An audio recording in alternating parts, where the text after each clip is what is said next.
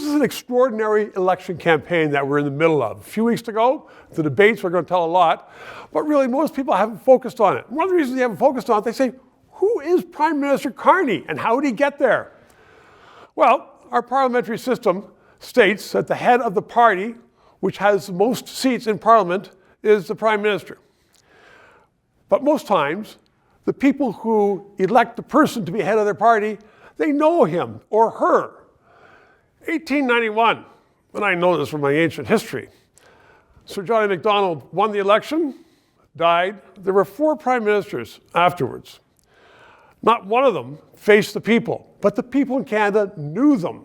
They had been either premiers or cabinet ministers, or they're important people in Canada, all of whom had been elected before to office, and they were acceptable to people. And then 1984, John Turner became the Prime Minister of Canada, elected by the Liberal Party to replace Pierre Elliott Trudeau, that first Trudeau.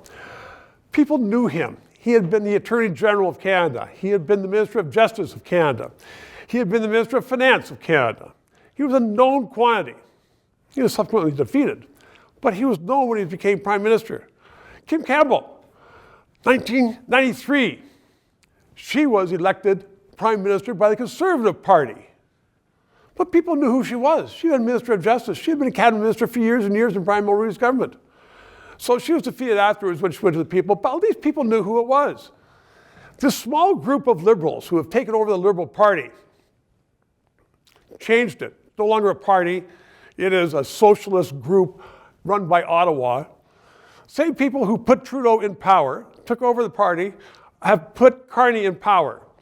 His wife works for the same company that Butts works for in New York City. Butts put Trudeau there.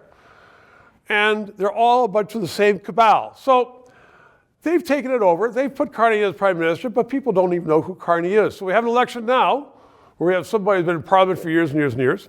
We have somebody who is from England, Ontario, Alberta, says he's a technocrat. People are saying, tough economic times. We need somebody who knows all about the economy. Speak to people in Britain. Carney doesn't know about the economy. So really, what we are into right now is an election for the future of Canada. Whether it's Trump is the issue or what kind of Canada we're going to have. My bet is that Canadians will start to look at it and say, we need to rebuild Canada. We need to fix Canada. We need to have industry. We need to have pipelines. We need to get rid of the Trudeau policies.